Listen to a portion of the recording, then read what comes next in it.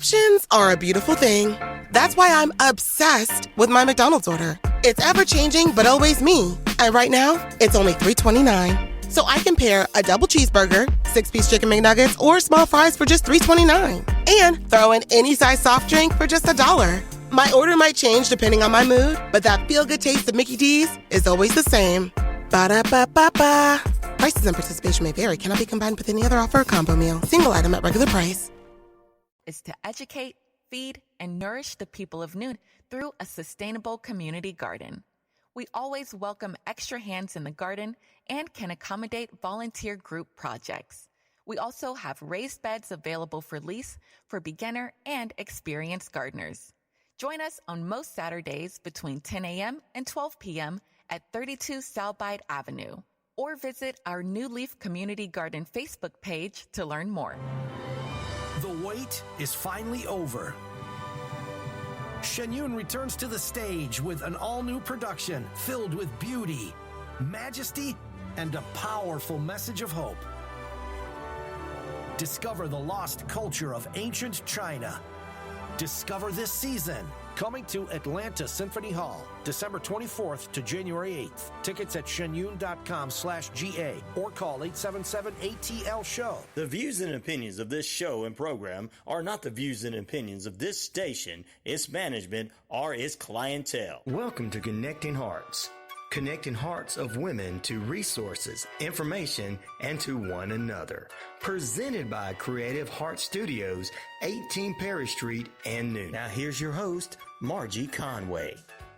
Moving is a big decision. Selling or buying a home in any market, but especially today's, can raise a lot of questions. Hi, I'm Amy with Killingsworth Realty. My husband Todd and I serve the Coweta and local area. Our purpose at our first meeting is to learn your goals, answer questions, and provide resources so that you can make the best decision for you and your family. Find us online at killingsworthrealty.com or call 678-525-0047 to schedule a free consultation today to discuss your real estate needs. You don't have to do this alone. Hello, I'm Pina Payne with Contour Mortgage, and we're so excited. We have just moved to this new company, and we are located at 560 Noonan Crossing Bypass in Noonan next to Art and Jake's.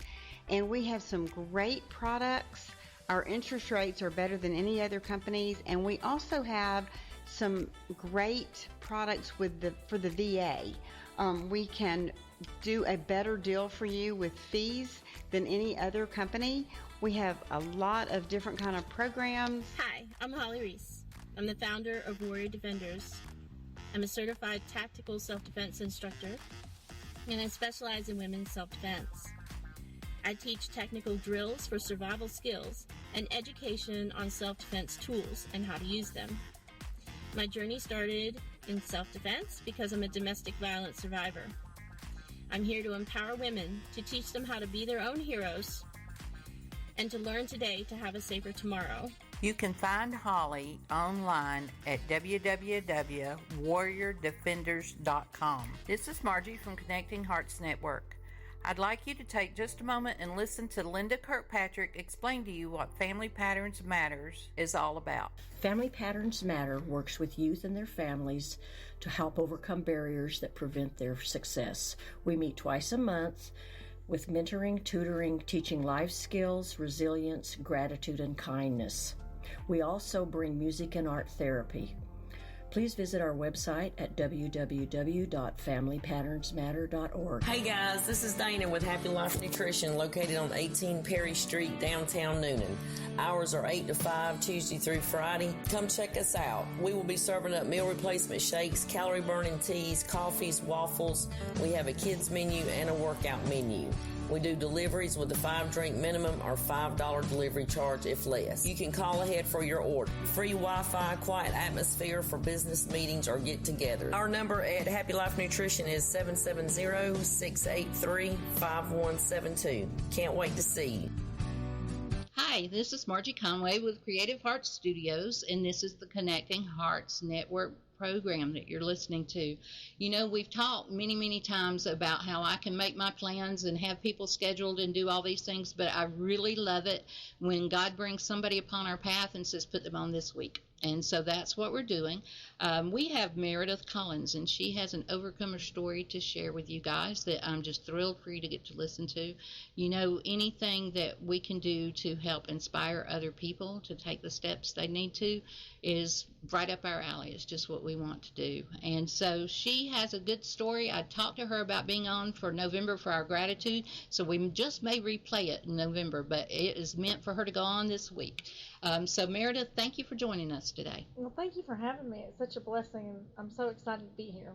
And Meredith has come through our good friend Linda Kirkpatrick. You know, she knows all the best people and brings them in this morning. And she was here judging the anti-bullying campaign that Family Patterns Matters has sponsored. And boy, there was some good art out there that those kids have done. Just to see them express themselves that way was phenomenal. Yeah, I love what Linda's doing, and I get to get into the trenches with the kids and see what they do, and I was there when they were actually doing getting there and creating the art, and it was just so interesting to see them to do that, and get them to express themselves and to teach them not to do that and what to do if that does happen. Right, and that's a good thing, and I know that she plans to expand on that as time goes, and we'll be sharing some posts about the winners and all the different awards, because that is something that, you know, all of us adults who have been through some stuff like to be able to encourage the kids, so maybe they get to miss out on some of that stuff. All right, Meredith, I know, is with Mary Kay. I hear she used to be a real estate agent, but now she does Mary Kay. Tell us a little bit about that change and how that helps you, what you like. Well, what I like about that is that I get to, what I love about that is building relationships, which I did that before in real estate, and I still have my license, but since the brain surgeries, and I'll get into something a little bit more laid back. And I love the one-on-one, or sometimes I do skincare classes, but I love teaching people how to take care of themselves. And in the process, I get to build relationships and find out what's going on with them, and I get to know them even better, more so, and it's less fast-paced, and it's just more kind of where I'm at right now.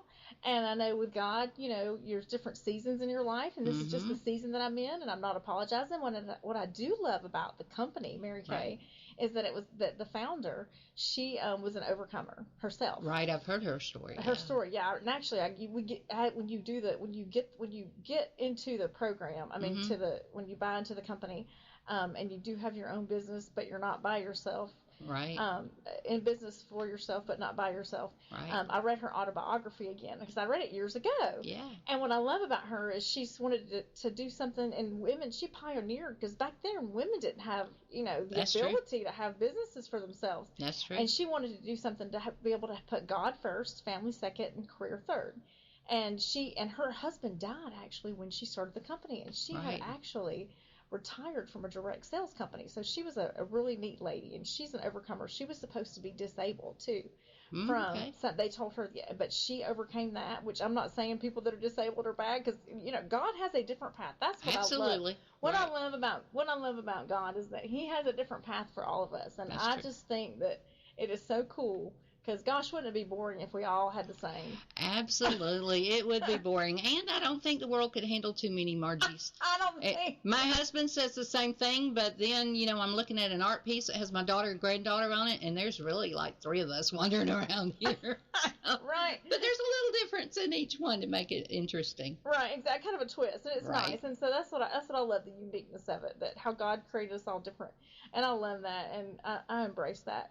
So anyway, and there's different times in your life where one thing may work and another may not. But yeah, so that's what I love about what I'm doing with that. So.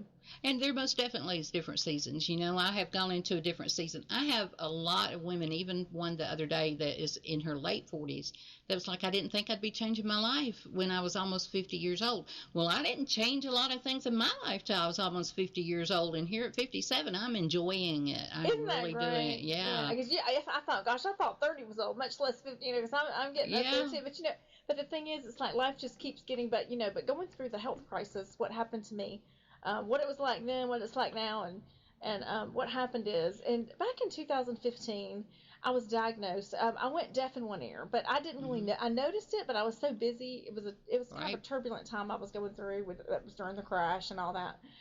But I went to the doctor, and he said, I went to an ENT, and he said, you're like actually completely deaf in one ear. He's like, that's odd. Just to make sure, let's do an MRI. Let's just rule out a brain tumor. I'm like, what? What do you mean rule out a brain tumor? Like, that's crazy, because I'd never had any kind of health issues ever. So I'm like, what do you mean? And so we had the MRI. And sure enough, he said this, but he said the bad news is it's in a bad area. It's the base of your brain. He said, but the good news is it's a meningioma, and it's probably not ever going to grow, and you're probably not going to ever need surgery, but God help you if you do. He said, and I wouldn't go to anybody. You need to go to the world-class, surgeons, because that's a tough area. It's like real estate. Location. Yeah. That's what he said. So I did my research, and I found a team of surgeons, and a really good team in Houston. Okay. And so it's like a whole city of big top hospitals, like teaching hospitals. I've heard a lot about different things out in that area, yeah. Yeah, so we flew out there in 2015 as my fiance at the time. And so 2015, we went out there, and they looked at it, and they were like, well, and they said they really have no idea why I went deaf. And this is the odd part, but we would have never found the tumor. Right. We would have never found it. And they said, but the odds of it growing are just little to none. There's just probably, it's not, that's not. So I kind of said to myself, you know what, I'm going to be fine. So, then I started doing real estate. I started doing really well. I was really enjoying it, doing nonprofit work and doing, just doing life. Then all of a sudden I went to, I'll never forget, I went to the eye doctor. My husband said, you need to get some new glasses. I was like, oh, we'll do that later, because we were going to Houston to see his family. And it was for Christmas. And I went to the doctor, and he said, you don't need glasses. You need to go to the doctor ASAP. Oh. You've got, I don't know if you have a brain tumor or you've got pressure on your brain. And I went, oh no. I said, okay, hang on. My husband's in the other room. Let me go grab him, because he won't believe me. Not that he wouldn't believe me, but you know what I mean? It was like, this is something he needs to hear at the same time. So we went in there. The guy looked scared to death, because they don't say, I said, oh, but you see this all the time, don't you? And he was like, no. So I knew that it had grown. So we went back, and this was actually 2019. Okay. So understand, this was right before the pandemic hit. Yeah. So it was March of, so we went they said, oh, it's growing pretty fast.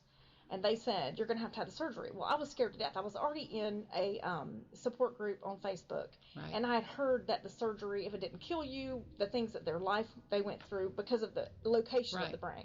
And even though if it's not cancerous, it can be horrendous, the things they go through. I'm talking about their life. They're all on disability. Like 90% of them are on disability. Right. Even though it's not cancerous. And a lot of times they'll come back and they have to have, and it's called a craniotomy. They cut your head. I've got pictures.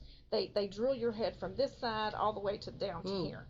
And it's pretty intense. So I was scared to death. Well, we had scheduled the surgery. And I got to the point then, I was bound and determined to work. And I remember I got to the point where I couldn't stand up. And I was starting being in constant pain. And then the pandemic hit. Right. So they're like, we're going to have to put you off. I'm like, what do you mean you have to put me off? Well, then I had some other things happen, and they're like, oh, that's not a big deal. And I'm like, no, I think I had I think I had a stroke. I think something happened. Well, long story short, we go back, and I have to have the surgery by myself. My husband can't come with me. Oh. So here I'm facing brain surgery by myself, without my husband. He had to stay in a hotel. We fly to Houston to have the surgery. We were met by police officers, and they tell him, but you have to understand, this is at the height of it where everybody is scared to death. They said, if you leave your hotel room, you're going to get arrested. Whoa. And I'm scared to death, and I'm doing pre-op. And then I find out I did have a stroke. Well. And that shows it on my brain, that I did have a stroke, that they put me off for the pandemic, and it was just traumatic. Right. And we never know how strong we are till we have no choice. Right. And at this point I had been on the sofa waiting, and so I went in, and I was and the hospital was desolate. It was like empty. And on the news they were telling everybody that the hospitals were overrun with people, and I'm like, it's like a ghost town. So I don't know, maybe that particular hospital, and I don't know, I don't want to get into politics, but yeah, it was just the opposite. And I was by myself, and I had some really good nurses, but then I had some bad ones. They stole my medications. I was in complete pain. They were stealing my pain medications. I busted them, stealing my pain. But God showed up. I was visited by celestial beings. Like, I was visited by and God just showed up for me, and I had some really good nurses, and I made it through that surgery. And we were there for over a week, and then I had to stay another week in the hotel. And David took this picture. He's still got this picture where he can see my room. That's my husband's name. Right. He can see the picture over my hotel room, and there's a rainbow over my hotel room, and we still have the picture. And it's like, wow. And even in the surgeon after my surgery, he looks at me and he's like, he just said, I don't know. And I said, you don't know. I said, I'm amazed. I mean, and I said, well, God is really in control, right. And whether we make it or not, or whether because I didn't know if I would come out and be able to talk. And when my husband picked me up from the hotel, I say it was hotel, but it felt like it, but the hospital, right. He looked at me, and I didn't know it would be this because we didn't know if I'd be able to talk. Right. We didn't know for sure what would happen. We both started crying, hugging each other. Everybody around us started clapping, and I just pointed up to God, and I said, thank you for saving me or whatever. So then after the surgery, it didn't end there because my recovery was tough. I got home, my intracranial pressure, which is like on my brain, and I couldn't stand up. I was in constant pain, and I didn't know what to happen. And then it looked like the tumors were starting to grow back. So I had a spinal tap. This was like probably 3 months later. I had a spinal tap, and it helped with the intracranial pressure after that for about a week and a half. Well, then I didn't want to go back to Houston because I just wasn't happy with those doctors. I was like, they didn't listen to me. They told me, oh, there's nothing wrong with you. We don't know what's wrong with you. There's something else. It's not these tumors. And I'm like, there's something going on. Well, just so happens, like, God always has a plan. Yep. There's my friend who told me she had a brain cyst, and she had hers was on the front, but she had surgery years earlier, and this guy had gone off the grid, and he was a missionary / like brain surgeon. He would do stuff for free and go on these islands, these remote islands, because he specialized in that part of the brain, because you have to have a specialist that specializes in that part of the brain, and they're very difficult to find. Well, he had just come back on the grid. That was God. That's a plan, and that was God right there. I was so excited. I was like, Dr. Robinson, he's back in town. So I made an appointment with him, and I had been, and mind you, in this process, when I was in pain 24/7. I would get in the floor and cry. And I would say, God, just take me. Just take me. And if you're going to let me live, just take my pain away. But if not, just take me. I mean, I prayed. Because I know there's another dimension, and I know that Jesus is real. And I knew, and I had the Bible, and I'd like to say I'm so spiritual that I've read the whole Bible through before this time period. But I had read it through, but I don't think it meant quite as much until I really experienced some things and had to rely on it. Yeah. And I felt so isolated, and everybody was talking about COVID, and I felt so bad for the people dying of COVID, but I felt so like second-class citizen, like, well, it's just a brain tumor, girl. You just go back home. You're no big deal. It's just, but I had so many people that were there for me. Right. But in the meantime, also, I went through a delusional period. I thought people were trying to kill me, including my husband. They had to put me in a mental institution. So it really did it was just, and he's been such a trooper. He's really stood there beside me and taken care of. Good for him. Even when I went to the hospital, and I told him, I don't really think he's trying to kill me, but I think somebody's. But I mean, it really just, and because brain surgery. I can't imagine. Yeah. I mean, and it was a terrible way. But the one thing I did know is that I knew that Jesus was real and God was real, and I held that Bible, and that's the one thing when I was in those institutes, I knew that was real. Well, my mom had mental illness, and she suffered from things that was undiagnosed, I guarantee you. And she had delusions and had paranoia. And when she passed, we found little pieces of paper tucked in her utility room, in her utensil drawer, in her makeup bag, and just all over the house, little pieces of paper. You are not alone. God is here. You are not alone. God is here. Don't fear. Jesus is near. And she had it everywhere she would go, just so she could find it when she needed it. Right. Well, I had never experienced anything like this. But the second surgery they did, they had to. It was like radiation on steroids. So it's like it's like anything else. Well, it doesn't kill you, saves you. And my tumors, they haven't grown, and I got my eyesight back because I was losing my eyesight, and now I could stand up. My pain was gone. I got my life back. Oh, good. Yeah. And so that 6 months of being in constant pain, I mean, I can tell you, And I knew God was there with me. Especially, I was visited by beings. I'm telling you, there were beings. And I thought it was one of my husband's friends that he snuck in the hospital. And when I got out of the hospital, they were like, he was like, Meredith, no. I'm like, yeah, the guy, he was so-and-so's friend. He's like, Meredith, no. Well, he says he sends his angels to watch over you. Yeah, because I was by myself. I mean, it was a tough time for everybody. I mean, everybody. Right. It was just a really tough time for the whole nation. And if you got sick, God help you. You right. know what I mean? Right. I mean, I know a few that had illnesses that was nothing like brain tumors that would end up in the hospital for different reasons. So I can't imagine for you and for him of being isolated that way and not being able to connect. And it was very tough. And it was tough for him. And then I had post-traumatic stress. Yeah. But this weekend I went on a retreat. And I heard a guy speak about things that he went through that was tough. And, I think about Joseph in the Bible, how he was sold unfairily and the things that he went through. But, God has healed me of that. I am not paranoid anymore. Good. I am doing so well. But it's been a long road, but I'm enjoying, doing the makeup and helping women. And then I do nonprofit work, and I love this community. I love being a part of it. I'm in recovery. And I've been doing that for like over a decade, but I love that. I love, God I know he has a reason. And I truly believe, he does. I truly believe that, if it wasn't for my pain, I wouldn't have this story. No, and I wouldn't right. be close to God. Like I would feel like I didn't need him. Right. And when you asked me to do this, I was like, okay, I guess it's time. It's his time, not Mayor's time. Right. And that's, I totally believe that. We talked a few minutes before we started that, what God has comforted us with, we're to comfort others. And when we start telling our story, it takes our power back, it empowers you, and it helps other people. And you have no idea who it will help that you won't ever even hear from. But it does truly help other people when you tell them. Well, and that's what happened to me because I was scared to tell my story because I didn't want to be labeled the crazy girl or the girl with the brain tumor. Who wants to be labeled that? Well, I can guarantee you. I mean, I've heard about you from Linda for a while because she's wanted to get you in here and get you on the program because of your story. And I can tell you from spending the morning with you so far, you are a very live, vibrant personality. You are a beautiful woman that has a great story to tell, and just the kindness and love for God shines through. So you really do have a testimony you're meant to share. Well, you're sweet. Well, and it's like this weekend I went to a retreat, and I heard a guy's story, and it changed my life. Mm-hmm. And I thought, Meredith, you're being selfish. You need to share your story because it could help. It could touch somebody else. So that's why I'm doing it. And I think it's my pride.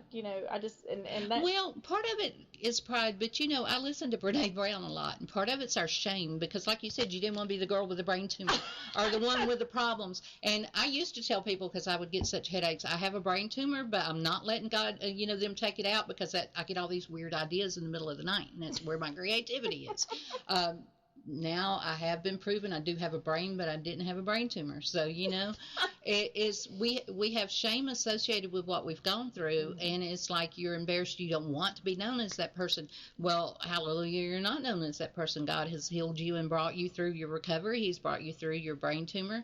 He has settled you into a life where you can serve him and enjoy doing it. And that, that's his purpose and plan for us, is to get us to a point that we're flourishing and we can feel other people because we're so filled ourselves. Right, exactly. Yeah. I totally agree.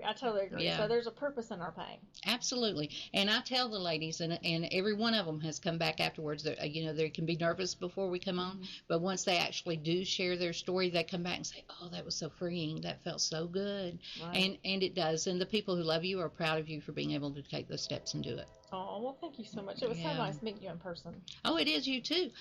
Let's talk a little bit about your Mary Kay business and your nonprofit work and who you're working with and what you're doing. Tell us how that's going and what you do with it. It's going good. Yeah, with the Mary Kay, I'm just enjoying it. I love it that I can put God first, career second, family second, career third. I love that. And that's a great product. And I love that they, guarantee it to me. And I love the whole, that. And it's my own business. I can be in business for myself, but not by myself. Right. And, I plan to build my own team. And help them, and a team that we love each other and that we support each other and that we have that camaraderie. That's what I like. Yeah. And like in the community. And I want to be a part of the community and to help be just a part of that. Right. That's what and we have a very busy community under here. You know, when I was sitting at home or just sitting in my job, even at the church, I didn't know all this stuff going on around here. Linda has educated me very well and brought some people in. Yeah, I always say that's who I want to be when I grow up. And then I'm like, not,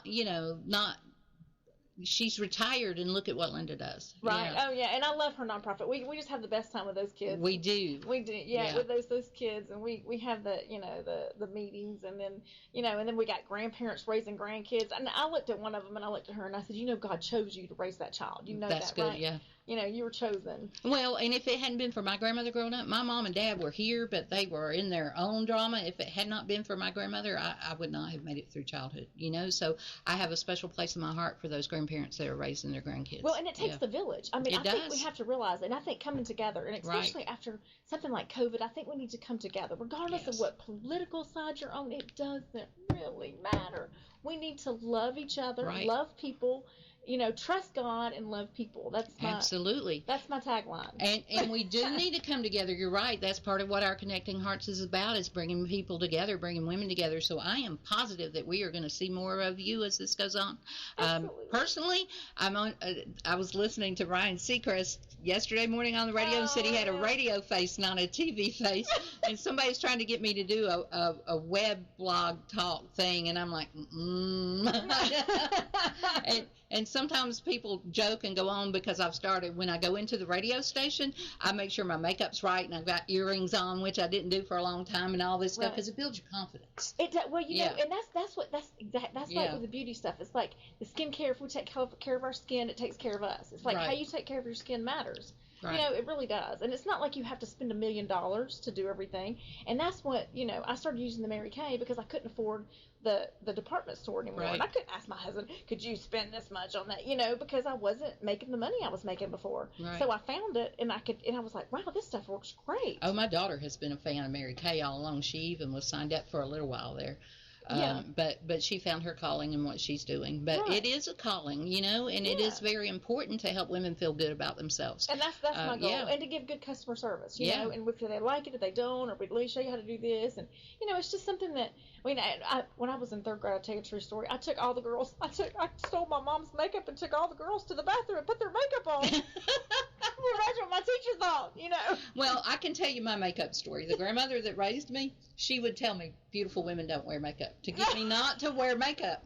Then on my 13th birthday, her sister-in-law was at one of the beauty counters in Rich's downtown Atlanta. On my 13th birthday, she carried me down there to have a makeover, and I left with a bag of makeup. And all I'm thinking in my head is, boy, I must be ugly. Right, because she had said that to you. She had said that for so long. Right, but see, I started using skincare at a very young age. My mother did a good job. She took me to, and I think it was Alouette or something, but it was similar to the but it was, I used a skincare regimen, but I got into the practice and the discipline of using skincare, and it really makes a big difference, because how you take care of your skin shows year after year. Oh, right. And I can tell where I didn't take care of mine for so long, because it is, first of all, makeup was never a priority, and it was because of my grandmother telling me that and then buying me the makeup. But it was not a huge priority for me, and so now my 14-year-old granddaughter is teaching me how to do makeup, and so she'll do mine sometimes. Sometimes it looks a little theatrical, and there are other times it looks normal. But I'm learning at this age how to do it, and it's part of a self-care practice, because it's not, like you said, it's the skincare, even if you're not wearing the makeup, but when we feel good about how we look, then we can approach other people more confidently, and we step out better. And and it goes like with clothes too, and I love buying the secondhand clothes. I love going to secondhand stores and finding stuff, and we're actually going to do that with the kids. We're talking about that, to teach them how to do that. That's what Linda said. That's going to be good. I love what she does with these kids. I could have used that program growing up. Oh, I think it's fun. I think so too. We just have a blast with it. We do. Well, I appreciate you coming today. Well, thank you for asking. If somebody wants to locate you, we've got enough time in there for you to tell. How can somebody find you if they wanted to find your Mary Kay? Do you have a Facebook tag or something? Yes, my Facebook is under Meredith Kearns Collins. Okay. And then I also have a website on there that you can purchase through, that, or if you just want to call me and have like, I don't charge when I come over. I can do, I can show you the products, and I don't push, you know, like I just show you what we have, and then you decide what, you know, and then I have a gift service as well. Okay. So, we will get those links and we'll put it in with this when we start circulating. But thank you so much for coming and sharing your story. You're so sweet. You are another person I'm glad God has brought into my path, and I'm sure He has things for us to do together in the future. I'm excited. I am too. So thank you guys for listening to this episode. We will be back next week. We're going to start our November off with gratitude series, and so this is going to be our unofficial start to November. We are sharing our overcomer stories and our gratitude and people who help others overcome on Tea Talks. So I look forward to sharing more of that with you. Thank you. Thanks for tuning in to Connecting Hearts of women to resources, information, and to one another. Presented by Creative Heart Studios, 18 Perry Street, here in Noonan. 404-528-8461. Until next time, have a wonderful day. Right here in your neighborhood. Here's a little tale about hard-to-recycle plastics. Their destinies were changed. Their new lives are fantastic. What once was trash can live on as new things with a program that complements your regular recycling. 'Cause plastics can be so much more. Give this trash the second chance it was hoping for. Your hard-to-recycle plastics can be so much more. Participate in the Hefty Energy Bag program happening in your neighborhood today.